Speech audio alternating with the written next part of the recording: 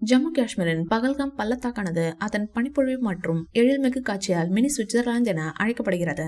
இங்கு நிலவும் பனிப்பொழிவை கண்டுகளிக்க நாடு முழுவதும் இருந்து ஏராளமான சுற்றுலா பயணிகள் குவிகின்றனர். இந்த சூழலில் சுற்றுலா பயணிகள் நேற்று பிற்பகல் 3 மணியளவில் இன்பமாக பொழுதை போக்கிக் கொண்டிருந்த சமயத்தில் அங்கு புதரில் விழுந்திருந்த தீவிரவாதிகள் கண்மூடித்தனமாக தாக்குதல் நடத்த தொடங்கினர். இதை சற்றும் எதிர்பாராத சுற்றுலா பயணிகள் நாலாபுறமும் தெரித்து ஓடத் தொடங்கினர். தீவிரவாதிகளின் இந்த தாக்குதலில் 26 சுற்றுலா பயணிகள் இரத்த கலரியுடன் குற்றுயிரும் குலை உயிருமாக சரிந்து உயிரிழந்தனர். தாக்குதல் நடைபெற்ற பகுதி திறந்தவெளி என்பதால் பலரும் தங்களது உயிரை கையில் பிடித்துக் கொண்டு அங்கிருந்து தப்பினர். இதில் ஒரு சிலர் கீழே விழுந்தும் காயமடைந்தனர். இருப்பினும் தீவிரவாதிகள் நாலாபுறமும் இருந்து கண்மூடித்தனமாக தாக்கியதால் பலரும் துப்பாக்கி கொண்டு பாய்ந்து காயமடைந்தனர். இதையடுத்து தீவிரவாதிகள் அங்கிருந்து தப்பினர். இதனை பற்றி பேசிய ரஜினி சார் தன்னுடைய ஆழ்ந்த இரங்கலை தெரிவித்துள்ளார். அது மட்டுமல்லாமல் அவர்களை சும்மா விடக்கூடாது என மோடிக்கு அழுத்தமாக சொல்லியிருக்கிறார். இதனிடையே பகல்காமில் தீவிரவாதிகள் தாக்குதலில் உயிரிழந்த தனது கணவரின் சடலம் அருகே மனைவி சோகமே உருவாக அமர்ந்திருந்த புகைப்படம் இணையத்தில் வைரலானது.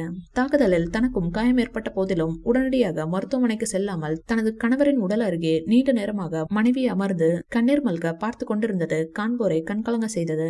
இந்த வீடியோ பிடிச்சிருந்தா லைக் பண்ணுங்க, ஷேர் பண்ணுங்க. மேலும் ரஜினி சார் பற்றிய தகவல்களுக்கு எங்க சேனலை சப்ஸ்கிரைப் பண்ணுங்க.